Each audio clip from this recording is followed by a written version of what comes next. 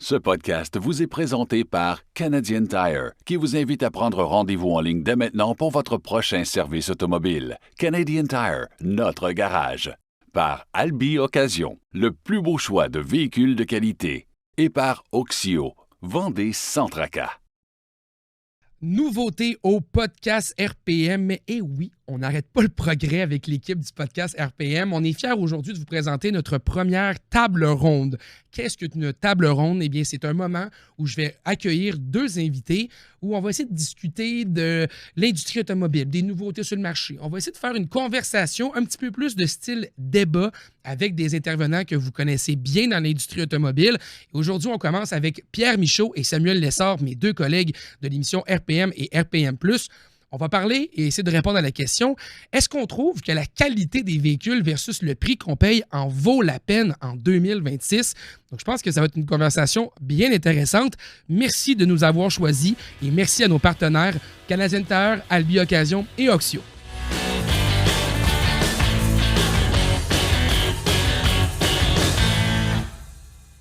Samuel, je t'invite à aller sur le site d'Albi Occasion parce qu'on va répondre à Annabelle. Allons-y. Annabelle, elle souhaite passer à l'électrique avec un budget situé entre 35 et 45 000 $ puis elle compte utiliser son véhicule surtout pour ses déplacements au quotidien. OK, on n'a pas de distance. Non. Parce que, tu sais, souvent, c'est l'enjeu. Là. Les gens L'autonomie. veulent avoir beaucoup d'autonomie selon les besoins qu'on a.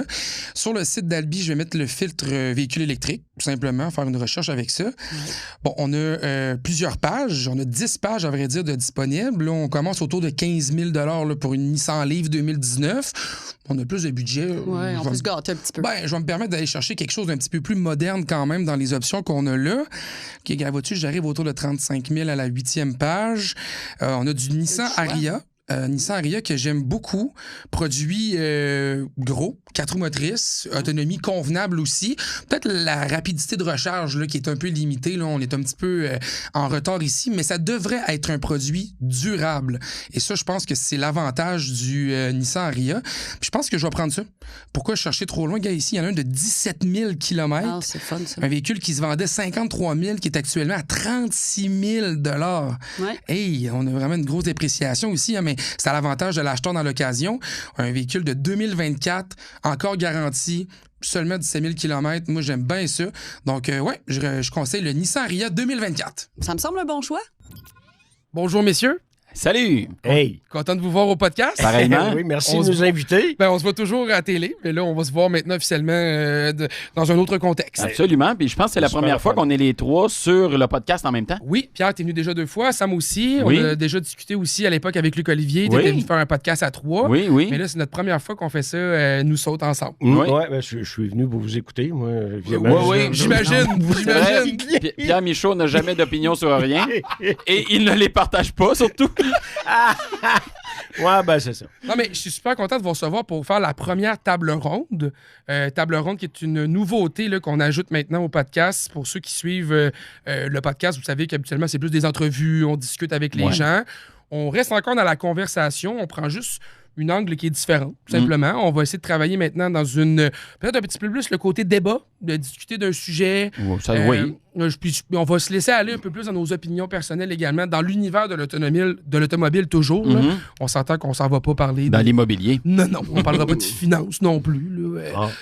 Ben, c'est quoi, moi que t'as des judicieux Non, conseils. Commençons par l'automobile. Puis dans la section Varia, peut-être qu'on parlera Ben, de finances ou d'immobilier. On se paiera à traite. Ben, qu'un. Et pour lancer le tout, on avait choisi une thématique qui me touche beaucoup dans l'univers actuellement automobile, c'est la qualité de fabrication des véhicules et le prix qu'on demande aux consommateurs. Mhm. Et je trouve que c'est un sujet qui est très large, qu'on va pouvoir aller gratter dans Ouais. les fonds de tiroir pas mal avec ça, parce que quand on regarde l'automobile, puis tu sais, nous, avec l'émission RPM, on prend le temps de les analyser là, avec les segmentations qu'on fait sur les véhicules. Ouais.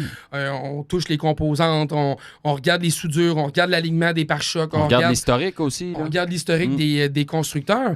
Puis c'est tout juste moi qui trouve que ça n'a plus de bon sens.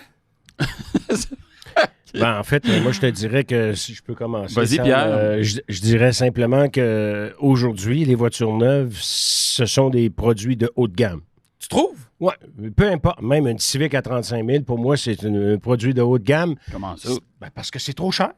Le OK, prix dans le d'achat. prix, oui. Oui, tu sais, prix je veux dire, d'achat. le prix d'achat, la valeur des voitures neuves est tellement rendue élevée que c'est du haut de gamme, du bas de l'échelle à aller jusqu'en haut. Tu sais, du haut de gamme, quand c'est rendu à 150 000, c'est dur de monter. Là. Ouais. Mais quand tu es à... 150 000, c'est rendu du très haut de gamme. Maintenant, si je me fie à ta définition de la patente. Non, là. très haut de gamme, c'est 200, 250. Fait que, Non, tu sais, mais, c'est vrai. je suis d'accord avec toi parce que je parlais avec quelqu'un hier qui me disait... tu sais, qui s'ennuyait un peu de l'époque des Dodge Caravan à 25 000 $, qui disait, aujourd'hui, tu vas acheter une minivan de base pour transporter une famille, c'est 50 000 $ minimum avant taxe. Puis là, elle est blanche, là. Ouais, Tu sais, on parlera pas de la minivan que toi, tu regardes actuellement, hein? On regardera pas ça, hein? Non, on parlera pas de on ça. parlera pas de ça tout de suite, là. On en parlera un jour si on veut. Non, c'est vrai. On reviendra. C'est une maladie, ça. Ben, là, oui. OK. Il dit oui, en plus, il assume. Oui, c'est Mais ça. non, mais écoute. Mais la définition est bonne de dire que c'est rendu du haut de gamme parce qu'on dirait qu'il y a une époque, puis que j'ai peu vécu, parce que je suis plus jeune que vous deux, mais j'ai jamais eu... T'as pas vécu. Non, mais quand j'ai commencé à m'acheter des voitures, tu sais, j'étais capable d'aller sur Marketplace ou des applications en ligne, d'acheter un char usagé avec un... Écoute, j'en ai eu des chars à 500$. Là. C'était des bazous, tu vas me dire, mais j'ai fait de la petite mécanique, j'ai appris des choses, j'ai eu du fun avec ça quand même. C'est souvent ceux qui coûtent le moins cher à posséder, parce que... T'achètes ça, c'est tough à mort, tu changes même pas l'huile, puis... Je me souviens, j'avais acheté un Hyundai Accent rouge 2 portes 2003, là, les premiers Accents, là... Gros comme la table. Gros comme la table, ça avait 200 000 km, j'avais payé ça 350$, j'ai passé l'été là-dedans à écouter du système Avedon, puis j'avais une job sur la route au Saguenay, fait que j'allais dans les lieux touristiques avec ça, j'avais mis un petit drapeau du Québec sur mon aileron, sur mon antenne en arrière, puis tu sais, ça m'a coûté 350$, avoir du fun. Oui, c'est ça. Ben écoute, c'est la façon normale c'est de commencer, je trouve. Ben oui. Puis ben ça, aujourd'hui, oublie ça. Là, quand t'es rendu à une époque où ça te coûte plus cher en mensualité pour payer tes assurances que ton char. Oui. Ça, c'est un autre dossier aussi, l'assurance. C'est un excellent point. Ouais. Je veux dire, il n'y a plus rien qui fonctionne. Non, Ça non. marche plus. Là. Je faisais le tour un peu du marché pour le fun. Tu sais, aujourd'hui, pour 5 000 $, on parle pas de 350 comme ce dont tu viens de nous parler, mais 5 000 $, moi, je me dis... C'est un bon montant quand même, tu sais, pour s'acheter une voiture. Mettons que tu commences, il faut que tu le trouves ton char à 5 000 $. Bonne il chance. est rouillé, il y a souvent beaucoup de kilométrage. Il y a 10 ans. Il y a minimum. Il n'est pas fini, mais il commence à être écrémé. C'est quelque chose. C'est vraiment dommage. Puis, tu sais, tu parlais en intro, tu disais, la qualité des véhicules, blabla, tu sais. Puis, Pierre, je fais un parallèle avec ce que tu dis. Une voiture d'entrée de gamme, c'est une voiture haut de gamme, mais pourtant, les voitures sont de moins en moins fiables. C'est vrai? Ils sont de moins en moins fiables. C'est-à-dire, mécaniquement, elles sont fiables. Oui. Les moteurs, ça... de façon générale... mais de façon générale, les véhicules... Ça, c'est le son que Pierre fait pour ceux qui n'écoutent pas RPM+. C'est le son que Pierre fait dans RPM+, quand il n'est pas d'accord. Il y a de quoi qui accroche. Il pèse sur un faux bouton puis il fait ce son-là. Mais ce que je veux dire, c'est que mécaniquement, souvent, les véhicules sont fiables. Tu sais, les moteurs, transmissions, on ne touche plus bien à ça. Ça a peu évolué dans les 10-15 dernières années, ces composants-là. OK, il est arrivé, genre, les Sky Active, ces patentes-là, mais ça fait 12-13 ans. Puis depuis ce temps-là, ça n'a pas bien changé. Non. Ce qui est problématique maintenant, c'est l'électronique embarquée. 100%. Les écrans qui ne marchent plus, l'instrumentation qui ne fonctionne pas, radar pour le régulateur de vitesse, capteur de stationnement, et la liste est longue. Les bugs électroniques sont nombreux maintenant. Puis moi, je te rejoins Sam caméra de recul. Sur le volet. Tu sais, je suis d'accord mécaniquement que la fiabilité, tu as raison, Pierre, de dire ton buzzer, là, c'est vrai que la mécanique, maintenant, c'est plus fiable que c'était. Puis tu sais, on remonte... Je pense qu'il faut être honnête, pas dans tous les cas. Non. Il y a encore des constructeurs, je pense à GM, qui va remplacer V8, 600 000 V8 6.2, un moteur qui date des années 40. Nissan... J'exagère, mais tu sais qu'il y a une technologie tout à fait rudimentaire qui est encore problématique. Nissan avec les compresseurs, les turbos à variation, à compression variable, que là, on fait des rappels encore sur ces moteurs-là. On en voit à gauche puis à droite des problèmes mécaniques. Non, mais c'est pas parfait, je suis d'accord. Mais les bugs électroniques sont vraiment nombreux. Répandus dans toute l'industrie. Pas plus tard que hier, je ramasse mon véhicule de presse. Je m'en vais, un véhicule d'essai que j'avais pour cette semaine. Puis je ne l'avais pas encore essayé. J'embarque dans le véhicule. Là. Je pars avec, j'arrive à une lumière, j'avance avec le véhicule, stationnez-vous sur le côté, 3-4 alertes qui me popent d'en face, des lumières qui flashent dans le tableau de bord, le check engine, l'anomalie moteur qui se met à flasher devant moi. J'ai fait 5 km avec le char. Est-ce que c'est le modèle d'auto que je pense ou C'est un Chevrolet. Ah, OK, c'est un Chevrolet. Okay. Donc non, ce n'est pas le modèle d'auto que tu penses.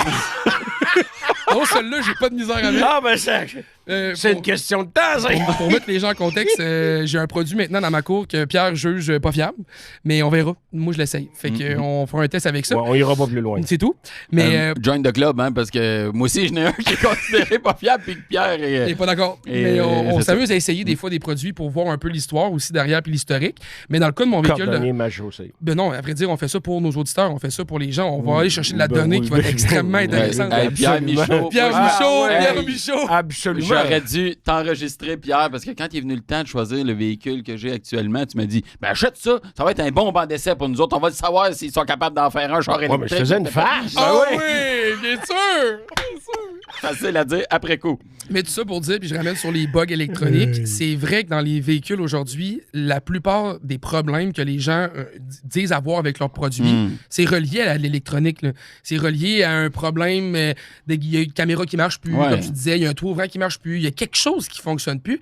Est-ce que les autos sont devenus trop technologiques? Écoute bien, là, un véhicule 2025 qui n'a pas beaucoup de kilométrage et qui est muni d'un magnifique toit panoramique qui coule, est-ce que c'est normal? Mais non, c'est pas Est-ce normal. que ça a un rapport avec l'électronique? Non. Bon, mais ça existe encore. Bien hein? sûr. On en voit encore de Bien sûr. ça. Ouais, c'est ça. Je Il n'y a t'écoutais pas parler, juste je chez me disais... Volkswagen là, qui ont ce problème-là en passant. Non, il y a plusieurs autres constructeurs. Et ça, c'est un exemple. Ils ont des problèmes de frein encore souvent. Ils ont des problèmes de transmission. Mais je pense que... Il y a des problèmes techniques encore, alors que, comme tu viens de dire, Samuel, ça fait très longtemps que cette technologie-là devrait être maîtrisée. Mais tu sais, je pense que ce qui sous-tend tout ça, c'est l'empressement que les constructeurs automobiles ont de mettre sur le marché des produits. Puis oui, des produits électriques. Là, bon, dans les dernières années, il y a été beaucoup question de ça. Là. Il y a un certain ralentissement en Amérique du Nord à tout le moins, mais bon... Mais aussi de mettre sur le marché des produits à moteur thermique qui sont rentables pour les constructeurs automobiles parce que la pression financière est très grande pour les constructeurs automobiles présentement. Surtout ceux qui ne voulaient pas faire la transition électrique. Oui, absolument. Et ça leur coûte cher opérer. Toutes les opérations courantes d'un constructeur, ça coûte cher. Il faut faire rentrer de l'argent et souvent, ça passe par des produits à haut potentiel de profit, des véhicules à moteur thermique dont la recherche et développement est payée. On se dépêche à mettre ça sur la route et malgré tout, même si c'est une technologie connue, ils sont tellement pressés de le mettre sur la route que le véhicule n'est pas prêt. Ford, c'est un bon exemple. GM, Chrysler, Stellantis, je veux dire, là, c'est les trois constructeurs américains, parce qu'à mon avis, ce sont les pires dans l'industrie pour mettre des véhicules qui sont pas prêts sur le marché. On le voit avec le nombre de rappels. Malheureusement. Des bonnes idées, de bons concepts, de beaux designs, des véhicules intéressants. C'est jamais ça le problème. Mais c'est ça, c'est pas prêt. Ouais. C'est pas prêt, c'est jamais bien fini. Puis ça, c'est pas nouveau, là, par exemple. Non. Moi, quand j'ai commencé ma carrière, c'était ça. Puis c'est encore ça aujourd'hui. C'était pas mal ces constructeurs-là, hein? Toujours les mêmes, toujours les mêmes. Alors, on ne veut pas taper sur le clou, mais non, sérieux, c'est l'histoire qui se répète. Puis on a des données pour prouver ce qu'on dit. Moi, appuyer. Ce que je disais, on parlait de ça hier sur le plateau, là, parce qu'hier, on était en tournage. Ouais. Puis, tu sais, je disais, moi, c'est pas compliqué. Si les constructeurs ne sont pas en mesure de se tenir à jour puis d'être compétitifs, ben qu'ils disparaissent. Oui. Qui ferment. On a vu dans le passé des constructeurs disparaître. Que les gouvernements les lâchent parce que sous prétexte que ça crée de l'emploi, mais les usines de moins en moins créent de l'emploi parce qu'elles sont de plus en plus automatisées et de plus en plus maintenant indépendantes de la main-d'œuvre. Alors, tu sais, à un moment donné... mettons, au Canada, les 150 000 travailleurs du secteur de l'automobile, direct et indirect, on fait quoi avec ça si l'usine ferme? Tu sais, c'est ce que je te dis.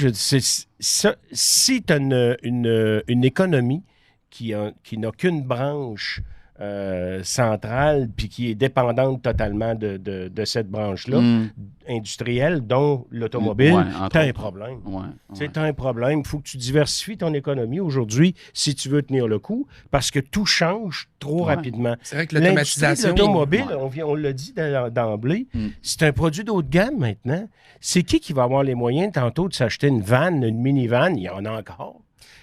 Mais bon, il y en a encore des minivans ou il y a encore des gens qui ont les moyens de... Il y a encore des gens qui ont les moyens de... Ben, là, une Carnival de base, là, c'est pas 50 000 non plus, là, quand même. C'est là. 43 Mais 000, c'est là, quand même tu sais. Je le beaucoup sais, d'argent. je suis d'accord avec vous. Là. Je protégeais pas- les minivans en disant qu'ils sont pas tous 50 000. Non, mais tu sais, Mais quand- c'est pas une Carnival LX de base qui se vend, by the way. là. Exactement. C'est minimum la LX Absolument. Premium ou LX Plus, je sais plus trop, là, mais c'est ça. ouais. Bon, alors, moi, ce que je pense, c'est que ça fait quelques années qu'on dit que l'industrie va avoir une autre Un étape choc, ouais.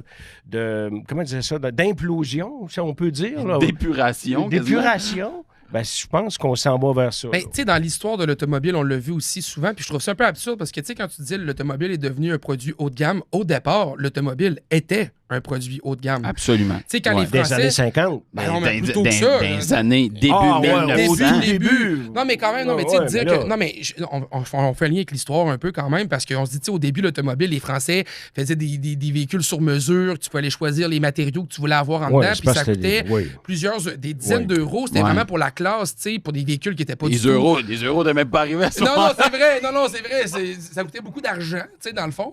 Puis, L'ai échappé, celle-là. Là. Non, mais j'ai dit euros parce que je pensais à l'Europe, là, mais c'est pas bien grave. Là. OK, oui, tu l'as échappé.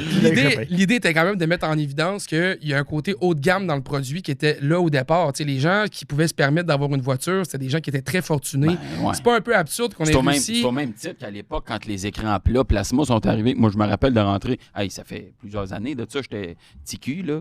On rentrait dans un magasin, puis il y avait un écran plat à 28 000. Oui, Avec- oui. là, écoute, nous autres, on repartait de là avec notre télé curvé, écran cathodique qui pesait 200 livres. Ouais, tu sais. ouais. Mais c'est ça. C'est une nouvelle techno qui arrivait, Mais- puis c'est cher. tu sais. Oui, mais tu sais, dans cette nouvelle techno-là, maintenant, une télé plate, ça coûte rien. Là. Ah, ça coûte rien. Ça coûte rien, une télé, maintenant. Là. Tu peux avoir une Ben, 40... ça dépend de la télé. Ben là, une 65 pouces, une télé en bas de 1000$, il y en a. Là. Ben oui. Tu sais, Oui, je mais parle... il y en a à 7-8 000, puis à 10 000, Ah, ben puis à 20 mais 000 aussi. Oui, Il peut-être, y en là, a mais là, encore. ça reste des produits de niche. Mais Oui. je parle, tu sais, on a réussi à démocratiser la télé, oui, absolument. écran plat. Oui. C'est drôle que dans l'automobile, on est parti de la télé plat, parce que c'est un produit très cher au Genre départ. 2, ouais. On a réussi à rendre ça beaucoup plus accessible. Tu sais, on a eu la révolution industrielle qui est venue aider avec la Model T chez Ford.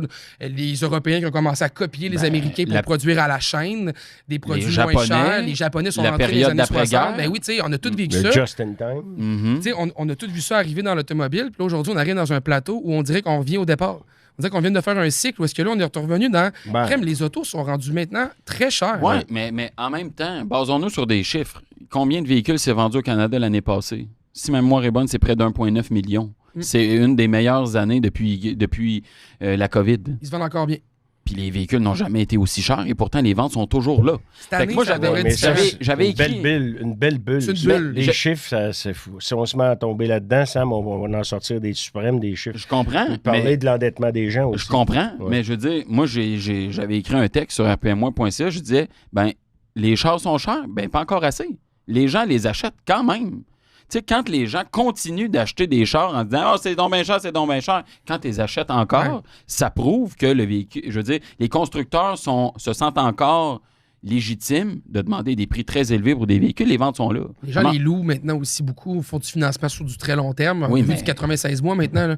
C'est rendu de plus en plus Le constructeur normal fait de l'argent pareil. dans le là, véhicule tu sais. neuf. Mais moi, ce que je remarque aussi, puis ce que je parlais avec certaines personnes dans l'industrie automobile la semaine dernière, cette année, ça va être dur. Là. Moi, ce que j'ai remarqué, c'est que dans le premier trimestre de l'année, dans ce que les gens dans l'industrie me disent, c'est que c'est tranquille. Ouais, là. ouais. Puis qu'on n'aura jamais les chiffres Toujours de des l'année mois dernière. tranquilles, janvier, février. Mais là, c'est ouais. particulier. Là. Tu sais, là, je sens que les cours sont pleines de chars. On entend des concessionnaires gratter les fonds de tiroir. Là. Ouais. Il faut vendre des chars. On voit des promotions. On a vu du 0%. La Fiat 500e là, qu'on a écoulé comme si c'était un dumping quasiment. Là. Tu sais, on a Ben mis oui, des c'est prix. absolument ça. C'est du dumping qu'on a fait avec ce produit-là. Tu sais, on se dit crème.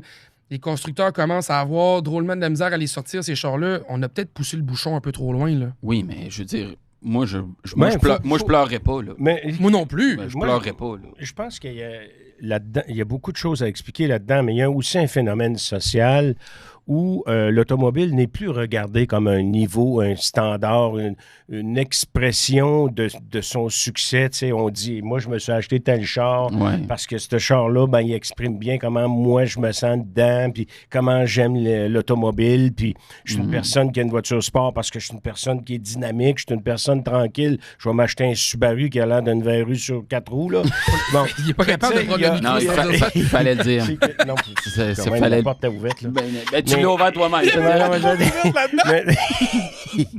Alors, il a ouvert la porte. Ah non, mais tu sais, alors là, aujourd'hui, les jeunes, entre autres, ils regardent pas tous l'automobile comme si c'était un objectif là, à atteindre absolument. Pour là. Plusieurs, c'est un problème. C'est rendu maintenant, comment je peux faire pour pas en avoir de char? Parce que là, ils vivent en ville, ils prennent le transport en commun, ils ont souvent pas de permis de conduire, même à l'âge de 25, 28, 30 ans souvent. Et les choses changent, et ça, c'est partout dans le monde, c'est pas juste ici, chez nous. Et ça, ben, ça affecte beaucoup l'industrie de l'automobile qui nous en parle pas, bien entendu, mais c'est un problème. La relève est pas au rendez-vous comme elle l'était avant. Tu sais, c'était quasiment de père en fils à un moment donné. Là, ton père avait un Honda, moi je vais acheter un Honda, puis mon frère a acheté un Honda, puis ma soeur a acheté un Honda. Puis là, c'est plus ça, là, ça n'a plus rapport pas en tout. Donc, et puis l'avènement de l'électrique aussi, l'électrification de l'automobile, change aussi la façon qu'on perçoit l'automobile. Là, c'est vraiment un moyen de transport où on peut atteindre éventuellement l'autonomie, où on ne pollue pas, où on utilise l'énergie qui est produite chez nous. Dans le contexte de chez nous. Ailleurs, dans les autres pays, c'est beaucoup plus la lutte contre les émissions polluantes là, qui se fait. Mais chez nous, il y a deux combinaisons. Il y a un avantage au niveau des émissions, mais il y a un avantage au niveau de la consommation de l'énergie parce que c'est nous-mêmes qui la produisons, puis les revenus restent chez nous. Mais c'est un autre débat. Mais il y a beaucoup de gens, des professionnels, entre autres, qui roulaient en BM, là, la série 3, la série 4, et qui roulaient là-dedans, puis qui c'était comme un porte-étendard, sont maintenant en Tesla, tu sais, par exemple. Et ça, ça change l'industrie complètement. Mais ce qui fait... Oui, mais tu sais, là, on parle de quand même, tu sais, tu dis transférer en Tesla, mettons, on parle de, mettons, dans 2019, 20, 21, 22. Il y avait aussi un effet d'entraînement. Là. Absolument. Tesla était extrêmement à la mode. Oui. Puis il y en a des gens qui ont eu une Tesla qui n'en ont pas deux. Mais à l'inverse, il y a des gens qui ont eu une Tesla qui en ont deux, qui en ont trois, qui en ont quatre. Tu sais, qui ont adopté ce mode-là. Oui, mais ça fait mal à l'industrie en général. Ça fait mal à l'industrie. Ça fait mal à l'industrie, mais là, on est rendu à un endroit critique qui est, il faut qu'il y ait une masse de gens, le consommateur moyen, qui adopte l'automobile électrique. Ceux qui avaient à l'adopter, ils l'ont adopté déjà. Puis là, pour que les gens adoptent l'automobile électrique, parce que j'ai l'impression, tu as raison de dire que le marché change. Le marché a commencé à changer, mais pour qu'on continue cette transition-là vers les véhicules électriques, ça va prendre une affaire, c'est que le véhicule devienne abordable. Oui, c'est sûr. C'est ce qui fait que le véhicule électrique va être abordable, va être adopté. C'est 100% sûr. C'est le seul aspect qui va faire qu'il y a une masse critique de gens vont l'adopter, c'est le prix. Okay, ça veut Combien dire de gens vivent d'une paye à l'autre? Moi, mais c'est parce que moi, la question que j'ai à ce moment-là, c'est comment ça se fait que les gens continuent à acheter des trucks avec des vieux moteurs qui pètent à tour de bras à payer à 100 000 $, mais qui ne veulent pas s'acheter une voiture électrique à 65 000 $. Là, je pense qu'il y a une question d'image ou de besoin perçu. Perçu, c'est bien dit. Tu sais, il y a tout moi, je ne crois pas que ce soit uniquement le prix de la voiture électrique, quoique... T'as raison. Moi, je pense que c'est 99% des cas. C'est un prétexte. C'est un prétexte parce que les gens sont prêts à payer 45 50 000 pour un char avec un moteur à combustion qui date de l'époque de la Première Guerre mondiale, puis bien avant. Ouais. Mais t'as peu. Puis, ils sont pas prêts à payer à peu près le même prix, mais pour avoir une voiture électrique, sous prétexte qu'elle est trop chère. Tu mets 45 000, t'achètes un CR-V, là. T'as l'impression d'acheter une machine qui va être plus longue, qui va durer plus longtemps, qui risque d'être plus fiable. La cote de fiabilité des véhicules électriques, puis le discours de l'industrie, tu rentres dans un concessionnaire, il te dit, tu devrais absolument louer ton char. Parce que, écoute, ça va briser la technologie qui va arriver. Oui, mais tout ça, je parle, ça ajoute un stress sur le consommateur. Fait que je pense pas qu'on peut dire que les gens se disent, j'ai 45 000, je prends pas une bonne décision d'aller choisir un moteur thermique. Je pense pas du tout. Je pense que les gens, avec comment ils perçoivent le marché actuellement, où l'automobile électrique est rendu, pour plusieurs, c'est encore un risque financier trop élevé à 45 000 de mettre ces sous-là dans un modèle électrique comparativement à un équivalent à essence. Mais ça tient pas la route. Moi, je partage pas ça du tout. C'est pour ça qu'on fait une table ronde. Mais c'est le comportement des gens pareil. C'est démontré maintenant que c'est plus fiable dans l'ensemble qu'une voiture conventionnelle. Deuxièmement, si tu fais un achat à long terme, Je veux dire, c'est pas important, là, la valeur du véhicule. Que ce soit une Civic ou que ce soit une Hyundai Kona électrique, ça change rien, là. Je veux dire, ça peut changer quelque chose. Oui, ça change de quoi? C'est que si tu prends la Kona électrique, je donne l'exemple de la Kona, ça peut être d'autres choses, là, mais bon. Mais c'est un exemple, là, oui. C'est un exemple, là. Tu rentres dans un char moderne qui est beaucoup plus efficace, qui ne pollue pas, qui ne coûte rien en essence. En entretien, c'est quoi? 40 par rapport à... c'est autour de 40 par rapport de moins. Oui. 40... Non, c'est 60 de moins qu'une voiture à combustion interne du même gabarit. Je comprends, mais tu compares une Civic à 36 000 à un Kona à 50 là. Au départ, il y a quand même une différence de 14 000 entre ces deux chars-là. Là. Puis avant de dire à quelqu'un qui va faire des économies à conduire une voiture électrique, puis de le convaincre, moi, je rejoins Sam, il faut que le prix de base soit bas. Puis j'en prends la Fiat 500 en exemple. C'est le genre de modèle que le monde n'aime pas, là, théoriquement. C'est un canard boiteux, ta patente. Lâche-moi ta Fiat 500. Non, mais premièrement, juste une guenille. Puis deuxièmement, c'est un point intéressant. Laisse-moi finir mon point. Mais c'est important. Oui. On prend la Fiat 500 en exemple. Ça chauffe. J'aime ça. C'est un produit électrique qui ne se vendait pas. Pas du tout. À 42 000 ça n'a pas de sens, ce char-là. C'est une offre complètement ridicule à 42 000 complètement ridicule. 227 km d'autonomie, un char gros comme un grainerie. Tu sais, je parle, ça marche pas, là. Ça fonctionne pas. Puis les gens, t'es les premiers à lever le nez là-dessus. Mais quand le constructeur a commencé à mettre des prix si agressifs sur le char, ils ont tout vendu une semaine. Mais Samuel, moi, un Subaru, tu me feras jamais acheter ça de ma vie. Mais si tu me le donnes, moi le prendre... Moi, mais. À un moment donné, ça donne le point. Non, mais ça donne le point sur le prix. Ça donne le point sur le prix. Ouais, mais les gens sont prêts à y aller quand le prix est là. C'est pas ça la réalité du marché. Je suis parfaitement d'accord avec toi. Puis j'apporte un autre exemple. Quand Chevrolet est arrivé avec l'Equinox électrique en 2024. Oui, avec 300 volts. Oui. On reparlera de ça. Sans qu'on en parle. On reparlera de ça si tu veux. Mais le véhicule est arrivé VUS compact, électrique, à un prix défiant toute concurrence. Puis en 2024, je vous rappelle, il y avait encore jusqu'à 12 000 $ de rabais sur les véhicules électriques quand on combinait le provincial et le fédéral. Il y en août, en circulation, au mois d'août. C'était un des véhicules électriques les plus vendus, même s'il est arrivé en mi-année. Pourquoi? Parce que c'est un produit attrayant pour les gens, très beau look, un format idéal. 4 roues motrices. 4 roues motrices, un prix très attrayant, en plus aidé par les rabais. Bon, on a vu par après que les constructeurs se servent des rabais pour mettre des taux de financement très élevés, puis ils se cachent un peu derrière ça pour aussi tirer un certain avantage de la présence des rabais. Là. Soyons clairs là-dessus. Mais il reste que les gens ont répondu à l'appel parce que le véhicule était attrayant, offert à un prix intéressant. Voilà. Puis je veux dire, il y en avait d'autres véhicules électriques attrayants. Là. Je pense à un Ioniq 5, des véhicules très pertinents, un EV6 de Kia. Le Kona. Le Kona. Mais il n'était pas 4 motrices, mais c'est quoi? Oui, mais si je prends l'exemple des Ioniq 5 EV6, c'est 10 à 15 000 de plus pour la même chose. Surtout quand on regarde les modèles d'entrée de gamme de l'Equinox, les modèles qui se sont... littéralement les plus vendus. Là. Fait que, tu sais, moi, je maintiens encore cet aspect-là. Le prix. Regarde le V4 qui s'en vient, qui est arrivé, Kia V4. Le modèle de base, 42 000 $. 41 119, quelque chose de jaune. Oui, c'est ça. Puis là, tu rajoutes une couleur, si tu le veux, d'une autre couleur que noir. C'est 250 $. Oui, c'est noir la couleur de base. Mais bref, mettons que tu t'en tires à 42 000, ça devient de plus en plus intéressant. 400 km d'autonomie, c'est ça. Une berline, on commence à y arriver. Là. Mais si tu y vas pour le modèle GT Line Limited à 55 000 $, là, on est peut-être un petit peu plus loin de la vérité. Oui, mais ça, limite, je trouve ça le fun parce qu'on donne aux consommateurs le choix d'y aller ou pas. De base, on offre au moins un prix qui est attrayant. Puis je pense que ça, c'est l'élément central. Qu'on le veuille ou non, c'est le prix. Moi, je pense que c'est ça qui va faire accepter les gens à aller vers l'électrique. C'est la même chose pour tout le produit au complet, pas juste pour l'électrique. Je veux dire, c'est ce que je vous dis, c'est que tu payes 15 000 de plus pour un électrique qui est une voiture mauditement plus moderne. Moi, je suis parfaitement d'accord. Un vieux crime de char avec un vieux moteur à combustion. Moi, je suis parfaitement d'accord avec toi. T'en as plus pour ton argent. Mais 15 000 de plus? Oui, non, mais ce que je veux dire, c'est que t'en as toujours pour ton argent. Puis quand tu te retrouves dans un véhicule conventionnel que tu payes 50, 60, 70, 80 puis 90 000 $, c'est quoi que vous m'avez sorti dernièrement, là?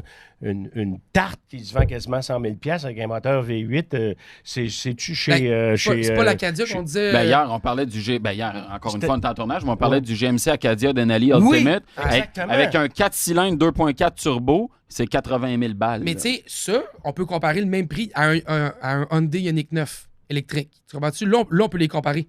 Là, tu te dis, mais ça n'a pas de bon sens de payer un GMC Denali avec ce moteur-là. Et c'est si surtout de l'autre bord, tu peux avoir pour le même prix un équivalent électrique. Mais je pense que le problème dans le bas de gamme, c'est qu'on n'est pas capable de faire ça. Oui, mais t'es dans le bas de gamme. T'es dans le bas de gamme, puis tu compares. Tu nous disais tantôt que tout était de l'autre gamme maintenant. Oui, non. Non, mais t'es pas dans le bas de gamme. Là. J'essaie de suivre ses propos tout croche, là. Mais ce que je veux dire...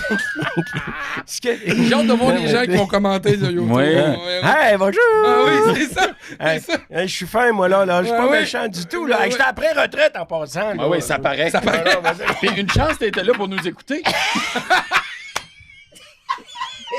Il a pris le crachoir 50% il a commencé du le temps. podcast, elle dit moi, je suis juste là pour écouter. Hein. Ben oui. Non, mais on n'est pas tant dans le bas de gamme avec ces deux produits-là.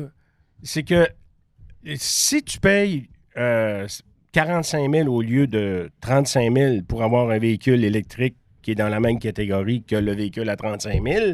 À gaz, là. À gaz, tu as un meilleur rapport qualité-prix avec le char que tu payes plus cher. Tu as une meilleure qualité de produit, tu as une voiture plus évoluée, plus évoluée, etc.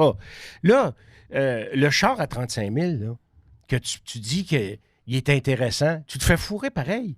Parce que ce char-là, toi-même, tu es le premier à crier que ça n'a plus d'allure de payer 35 000 pour Honda Civic.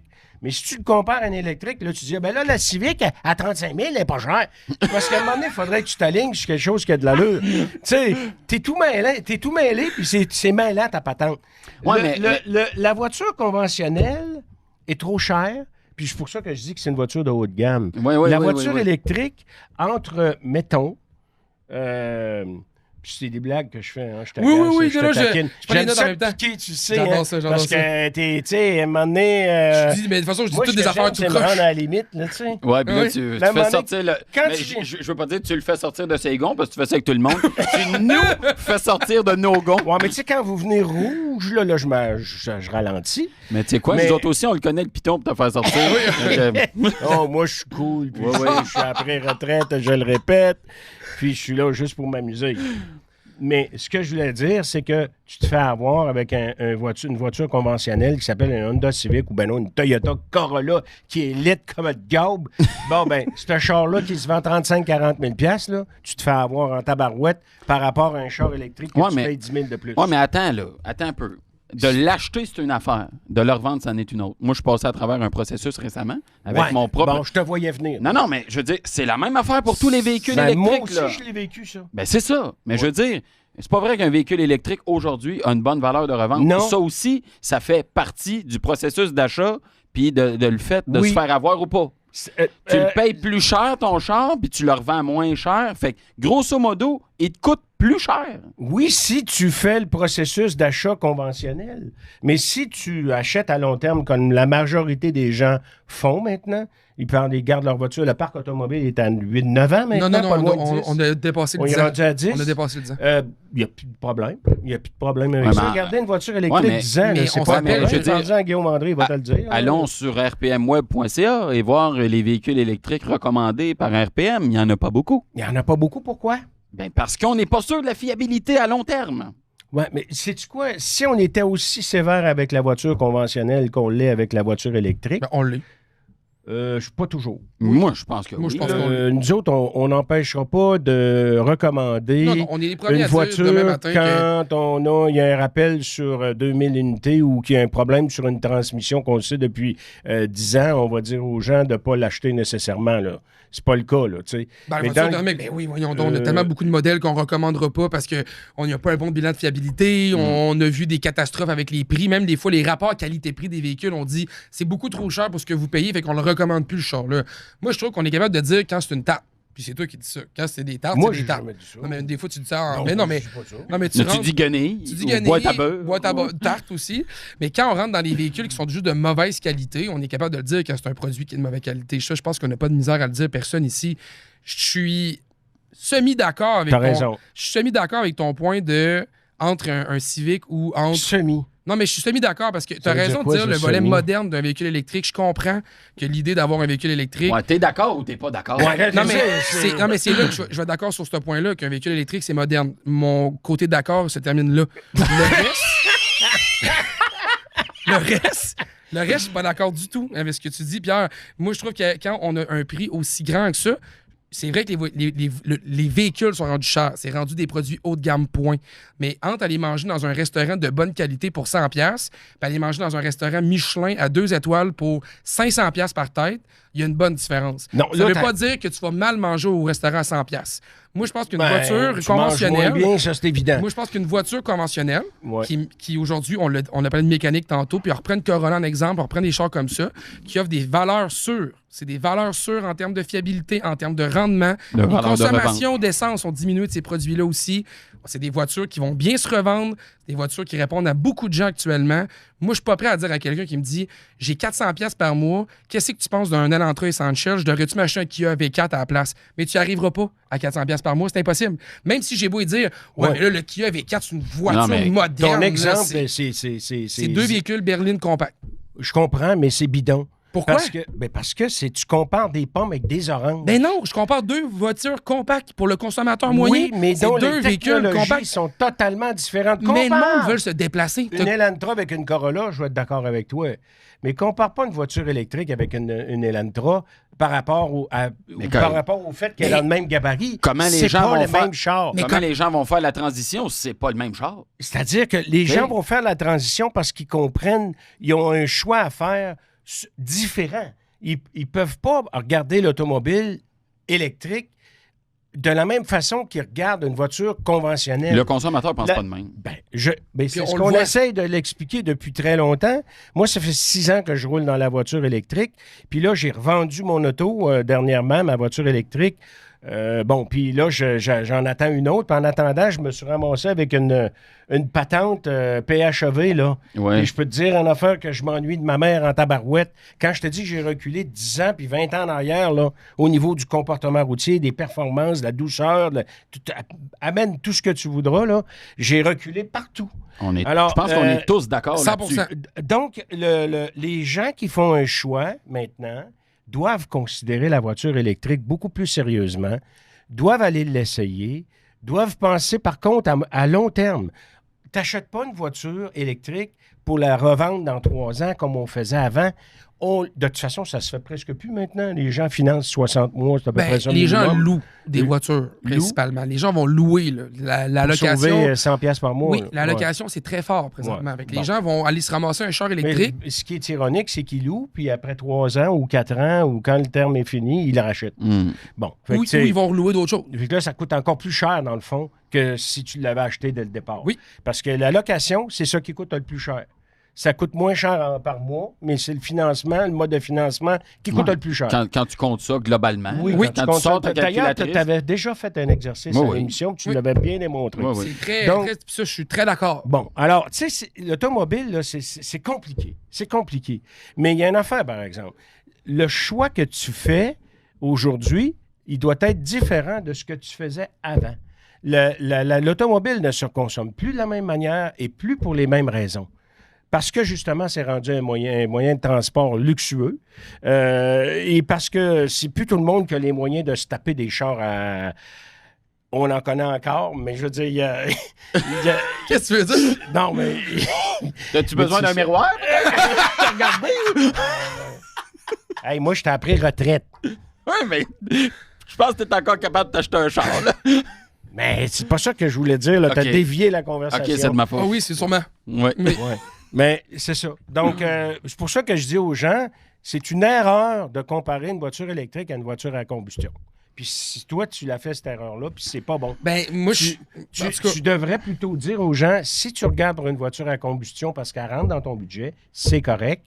Puis là, on se parle entre nous autres.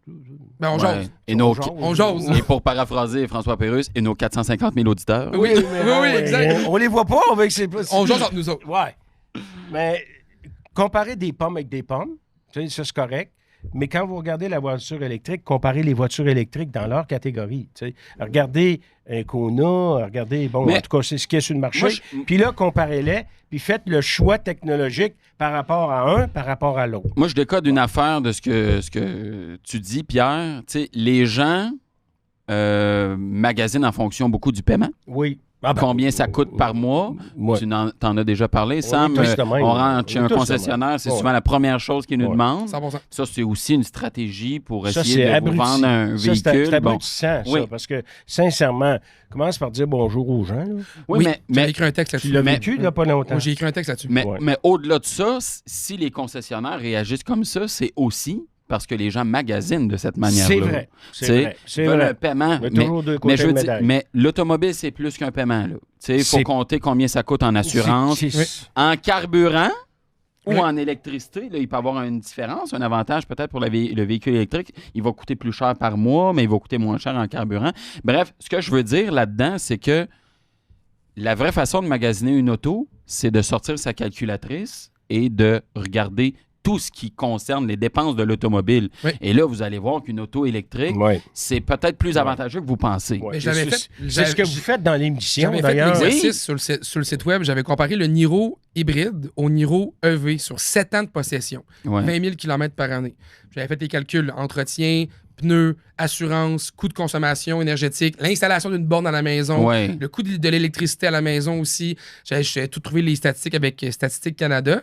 Et à la fin, il y avait une différence de 6 000 $ sur 7 ans avantageux pour le Niro EV, pour la version électrique. Donc, il coûtait moins cher à rouler sur 7 ans. Je tape sur le clou de la valeur de revente. Tu ne l'as pas considéré, ça? J'ai pas considéré ça. Puis au-delà de ça, j'ai réussi à avoir cette différence de 6 000 $ grâce aux 7 000 $ de rabais du gouvernement qu'on a actuellement sur ce véhicule-là. Parce que j'ai calculé ça avec le rabais de 5 000 $ du fédéral, le 2 000 $, là, je vais avant les taxes, c'est pas tout à fait le même 7 000 $, mais on s'entend là, 6 003, exact. Là, on parle pas de l'impact sur l'environnement, par exemple. Non, mais là, ça, là, on est tous d'accord. Ça devrait faire partie de l'équation. D'accord, mais...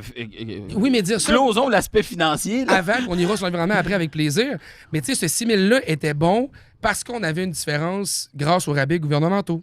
Et ça prouve que j'ai... Puis tu sais, pourtant, le Niro est une voiture, théoriquement, un VUS-ish électrique assez entrée de gamme. Là. On n'est pas dans entrée de gamme, mais attention, ce véhicule-là a un prix qui a été pensé il y a 4 ans. Trop haut. Absolument, pour une technologie qui est vieillissante. Ouais, mais ça s'en va. Mais ça s'en va. Ce que je veux dire, c'est qu'il y a des véhicules maintenant qui arrivent. Si on veut rester chez Kia, EV4, EV5, EV3, qui arrive avec la prétention de diminuer le prix d'un véhicule électrique. Si on veut ça. Oui, mais ça, c'est une bonne affaire. C'est des véhicules comme ça qui vont démocratiser le véhicule électrique. Oui. On revient à l'étape de base de parler de prix encore, parce que je t'ai raison, Pierre, dans l'environnement, je suis d'accord avec toi. Mais, tu sais, on est dans une époque actuellement où t'as beau dire à quelqu'un que l'environnement, là, c'est l'élément central. Là. Quand on se compare au Québec à d'autres des grosses nations à travers le monde, là, le Québécois moyen fait un effort considérable quand même sur l'environnement. Pas tant que ça. Ben, quand même. Les émissions de gaz à effet de serre par capita ont baissé. Oui, je comprends. C'est parce qu'on avait l'hydro, là, puis c'est pas parce que... C'est parce que les gens aujourd'hui... Je te parle pas de aujourd'hui versus 1930. Qu'est-ce que les Québécois achètent le plus actuellement? Ben, les camions pleine grandeur. Maudits camions pleine grandeur qui polluent à tour de bras. L'environnement, le monde s'en fout. Ça, le monde ne pense pas à ça, puis pourtant, ça devrait être critique. Je reviens à ce que je disais tantôt. Les gens pensent à quoi? À ce qui sort de leur poche.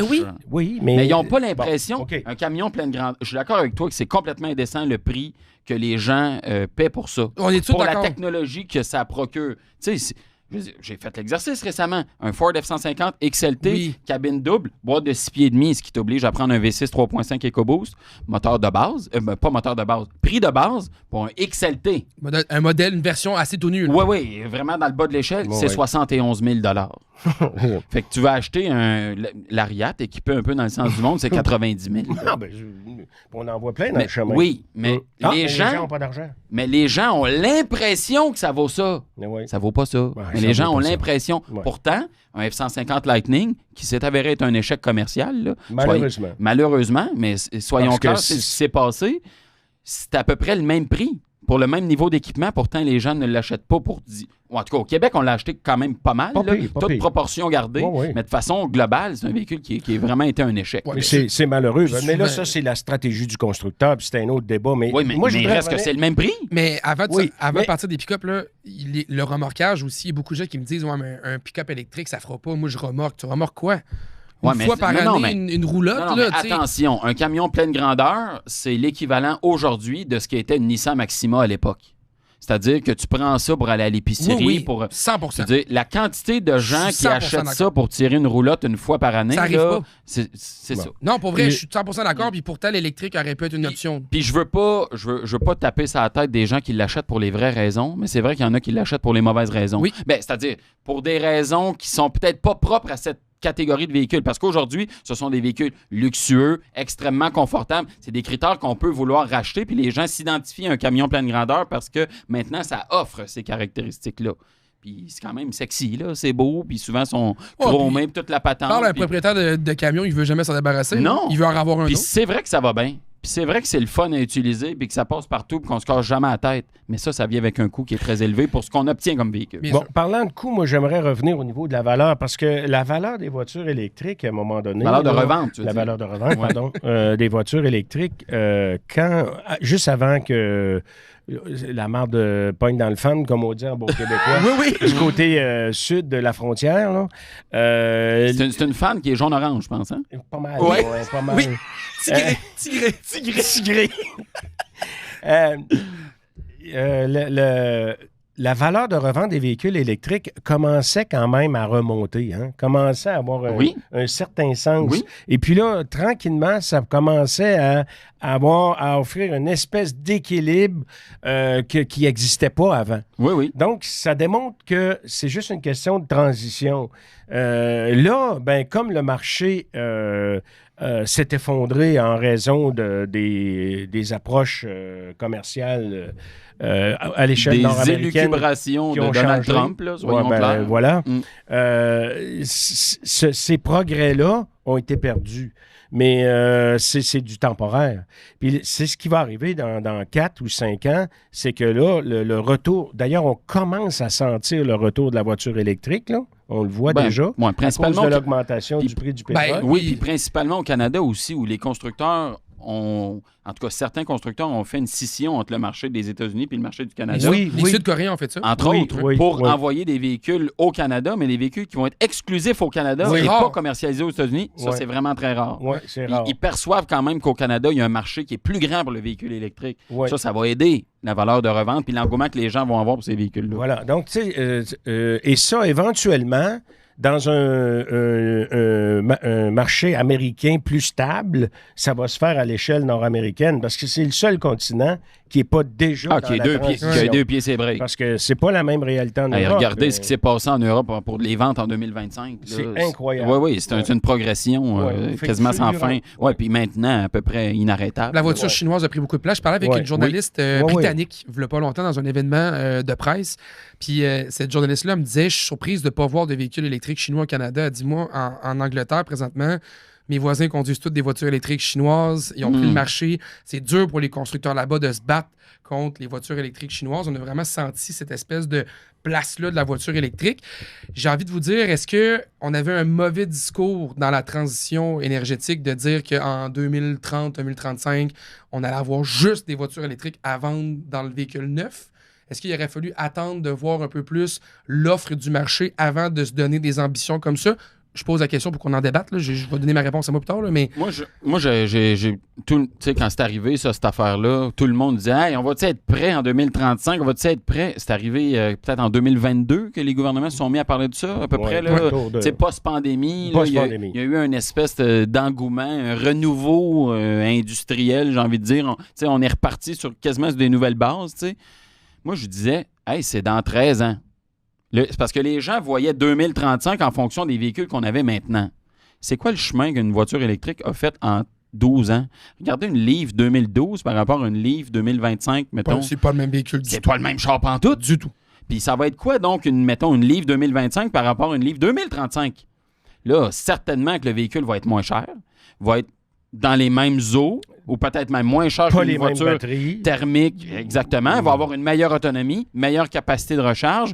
Puis il faut aussi, quand on fait une annonce comme ça, que les gouvernements s'enlèvent les 2 doigts dans le nez puis installent des stations de recharge dans le sens du monde à grandeur du Canada pour que ce soit viable pour les gens d'adopter le véhicule électrique. Ça ne vient pas juste avec une promesse puis une obligation pour les constructeurs. Il y a aussi une obligation, une responsabilité que les gouvernements ont.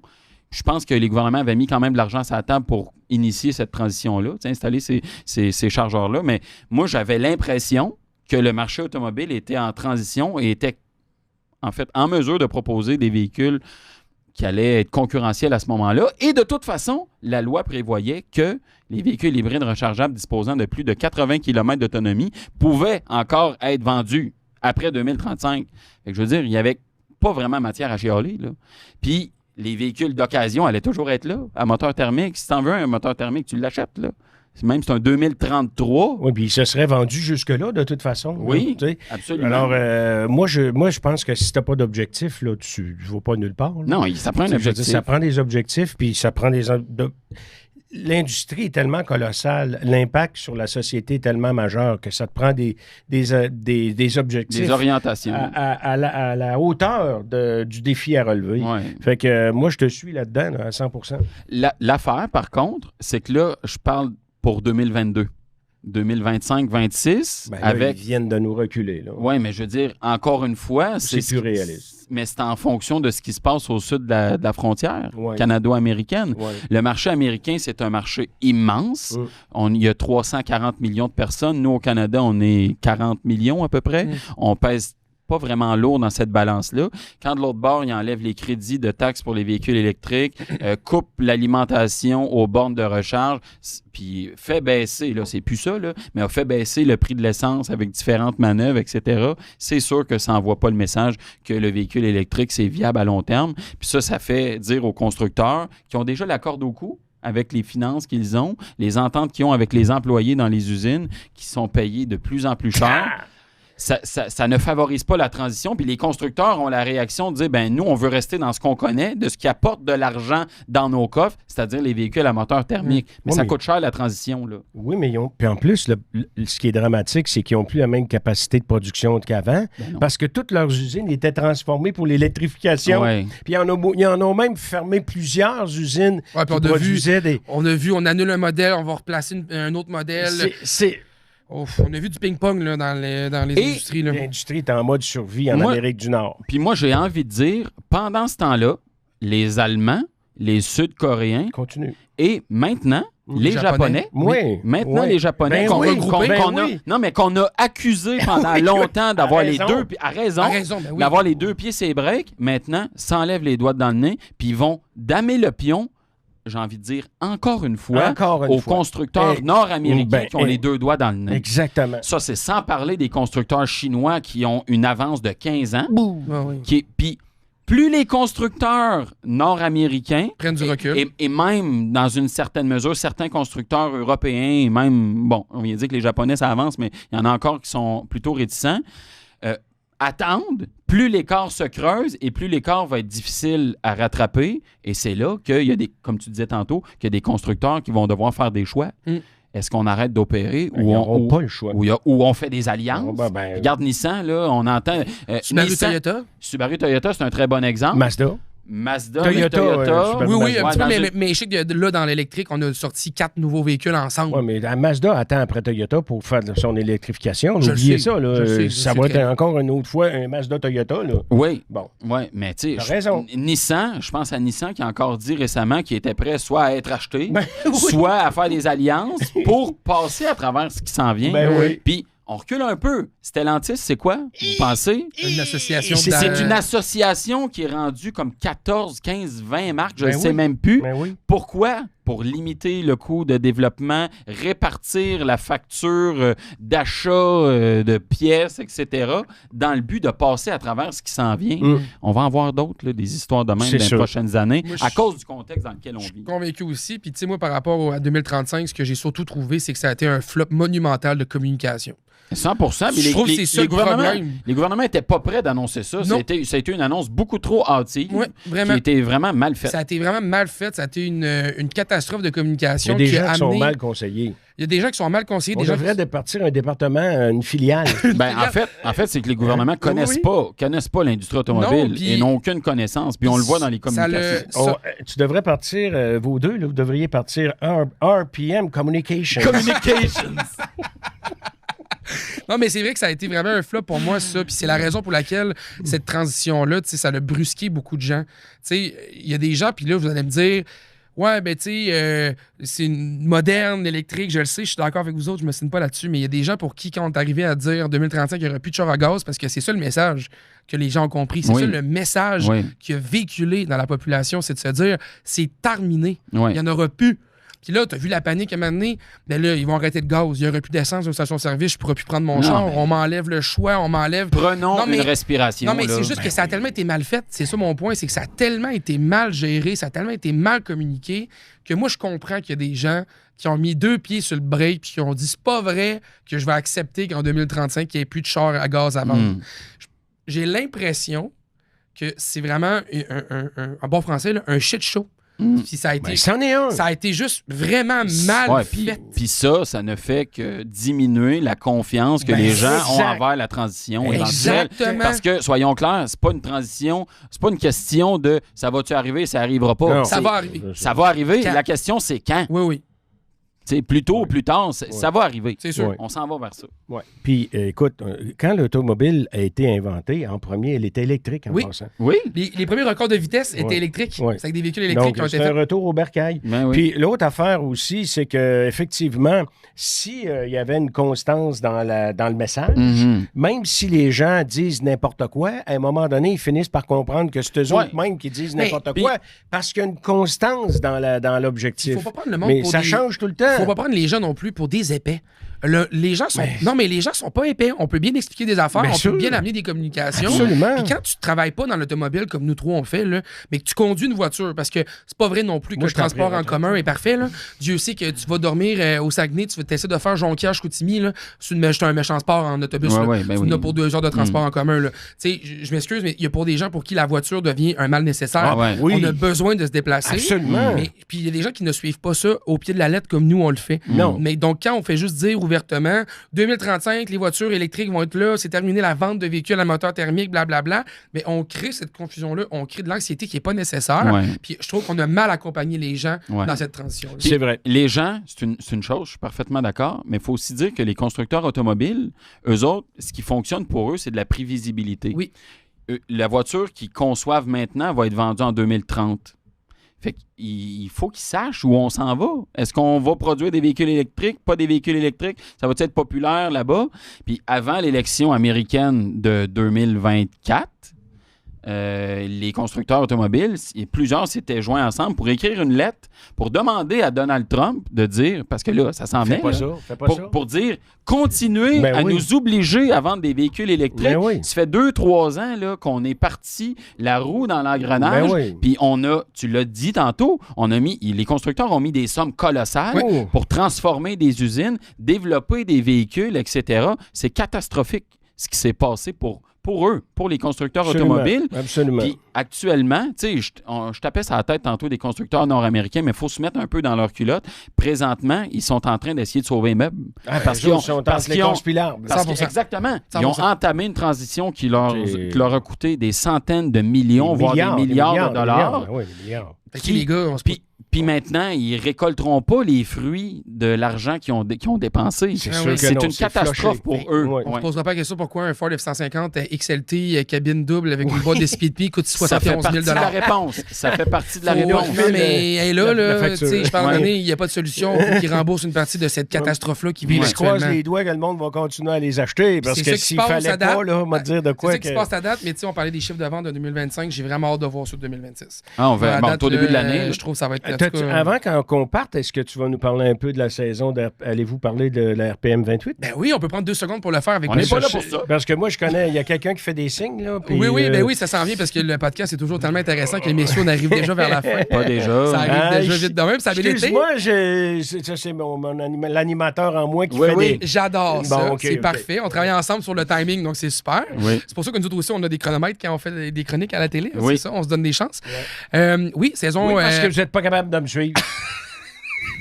Sam, c'est encore de notre faute. Ben écoute, commence à être habitué. Ben oui, c'est ça. Hein? Saison 28 qui s'en vient, RPM. On a terminé d'ailleurs l'enregistrement dernièrement. C'est ça qu'on faisait hier. On peut le dire, le podcast que vous écoutez, il est diffusé quelques semaines après l'enregistrement. Là, Toujours. Du dernier épisode. Donc, c'est le dernier épisode de la saison 27. Ouais. J'ai survécu à ma première saison de RPM 27. Oui, Très content. Félicitations. Très content d'avoir fait ça. T'as Merci. fait ça comme un champion. Content d'avoir fait ça avec vous autres. Ça a été bien vraiment le sûr. fun. Ouais. Puis là, on se lance dans la RPM 28. On vous annonce qu'il y aura de petits changements. Oui, parce que quand même, la saison 27, c'est une saison de grosse transition. Oui. Parce qu'on a Quand même. délaissé la piste. On a aussi mis en confrontation deux véhicules dans la même catégorie. On en a travaillé une shot. Tu te souviens de... RPM Communications. Oui, on a tu te eu, souviens du premier bloc? Oui, avec- oui. oui, ça a été le dernier char que j'ai fait dans ce bloc-là. J'avais hâte de finir. Oui, c'est ça. Hey! Ouais, je l'ai trouvé dur un peu, ça. Mais il reste qu'on continue un peu dans cette voie-là, dans le sens où on va continuer de comparer des véhicules, mais on retourne sur la piste. On va garder la même approche, c'est-à-dire présentation intérieure, extérieure des véhicules. On va faire un segment sur la route aussi, mais un segment sur la piste parce qu'on, soyons clairs, là, les gens nous ont dit, on s'ennuie de la piste, on aimait ça, les épreuves 0-100. Et En on fait, écoute. On oui. écoute les gens. Puis je suis d'accord parce qu'on voit d'autres choses sur la piste que ce qu'on voit sur la route. C'est ça. Les deux ont une pertinence, Voilà. puis c'est ce qu'on va tenter d'offrir pour la Donc, saison on 28. ramène une petite partie de piste dans Oui. la prochaine saison. On conserve Oui, par c'est contre... pas intégral. C'est pas comme C'est avant. ça. là. Non, c'est pas ça. oublier, Puis il y on a des choses compare encore différentes. deux véhicules. Donc, vous allez voir Oui. toute la présentation, l'échange Ouais. qu'on avait ensemble, Sam, on Ouais. continue ça. Et je pense que ça va être bien dynamique Ouais, la puis prochaine saison. Moi, je trouve important de mentionner que c'est dur ce qu'on fait. Ça n'a peut-être pas l'air, mais on travaille très fort pour vous offrir ce produit-là. En français, au Québec. En français, Tourné au dans la ville de Québec, Québec et à Charlevoix. C'est De- du monde de chez nous qui travaille là-dessus. de se Diffusé préparer. sur Crave à la grandeur du Canada. Oui, absolument. Et aussi, oui, C'est vrai? Il faut le mentionner Ben parce oui. qu'il y a beaucoup de gens qui ne le savent pas encore. Non?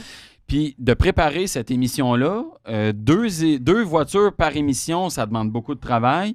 On travaille fort, mais on est fiers du résultat que ça donne. Puis ça vaut la peine parce que ça donne vraiment, je trouve, des bons conseils d'achat pour les consommateurs. Puis ça, ben, on est bien fiers de ça. Et si vous pensez que c'est facile, trouver des véhicules en comparaison... C'est vraiment pas évident. Non seulement d'identifier le modèle de un, mais de l'obtenir après pour le show. Et d'avoir la bonne version. D'avoir la bonne parfois, version. sur les flottes, on va avoir un modèle plus entrée de gamme, un autre tout équipé. On ne peut pas vraiment les comparer. Donc, C'est ça ça. devient un beau défi, mais on... Des fois, on- quand vous nous dites « Ah, ouais, ça se Ben- compare pas ça. » Nous autres, on prend ça un peu durement parce qu'on a travaillé fort. Oui, c'est ça. Mais il ouais, faut ouais. quand même souligner l'appui de l'industrie là-dedans qui Oui. sait qu'il Oui. fait face à une critique très sévère. Comme il puis s'en fait peu maintenant. Comme il s'en fait plus. Oui. Il s'en fait plus. Oui. C'est RPM, c'est vraiment le dernier rempart. Puis qui accepte quand même de jouer le jeu. Et même si ça, des fois, elle prend de travers, là, c'est pas grave. L'industrie, quand même, est encore là.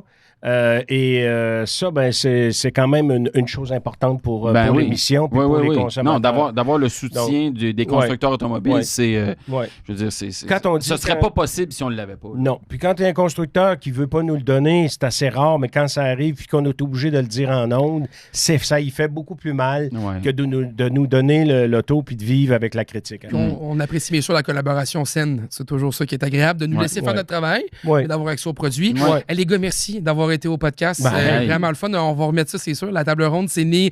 C'est un nouveau produit qu'on vous présentait aujourd'hui, mais l'idée, ça va d'en intégrer de plus en plus à travers les podcasts. Bon, m'oublie pas, je t'ai après retraite. Là, quand Oui, je même. sais. Puis d'ailleurs, Pierre, on va te retrouver RPM Plus pour les prochains épisodes qui s'en viennent et l'année prochaine aussi. Oui! Pour combien de temps encore? On ne sait pas. C'est la dernière année. Là. Ah C'est la dernière année. on verra ça, Non, Dominique. c'est la dernière année. Mais il faut dire aussi que ta table ronde, ce ne sera pas juste nos deux. Là. Non. Tu vas inviter nos collègues exact. du web. Puis puis tout c'est ça, là-dessus là. que j'allais, c'est qu'on va avoir toujours des invités qui vont revenir d'autres invités. On espère amener Ouais, peut-être ouais. un débat également avec d'autres Ouais. genres de personnes dans l'industrie, pourquoi Ouais. pas. Mais oui, nos collègues Patrick, Tremblay, Sylvain ouais, Raymond, ouais. Kim Kaya, Ouais. pourraient venir s'asseoir ici, discuter avec nous là, Ouais. de l'industrie. Donc, Ben oui. Mais moi, j'espère j'aimerais que vous avez aimé être ça. là. Oui, bien, je vais t'essayer de... Hey, en pré-retraite. t'es en T'es en pré-retraite. pré-retraite. Non, mais quand Kim va venir, là, Ouais. j'aimerais ça être là. OK, parfait. On prend une bonne note de ça. Et écrivez-nous en commentaire si vous avez apprécié la table ronde. C'est toujours le fun d'avoir vos commentaires. On vous lit comme vous le voyez avec Ben APM oui. 28. Ben oui. Donc, on va prendre la peine aussi de voir si vous avez apprécié ce style de podcast-là. Lui aussi, il brosse de quoi, là? Tu veux-tu en parler, non? Pas tout de suite, je pense. Non, hein. soyons... Mais oui, c'est un Sam, gros projet, toi Sam est aussi, sur un là. beau projet.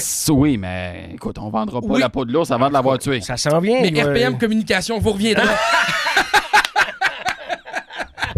C'est bon. Donc, merci à vous d'avoir été à l'écoute du podcast RPM. Merci. Je remercie aussi nos partenaires Canadian Tire, Albi Occasion et Oxio. Merci infiniment d'être là. Et moi, je vous dis à très bientôt pour un autre épisode du podcast RPM. Bye-bye. Salut.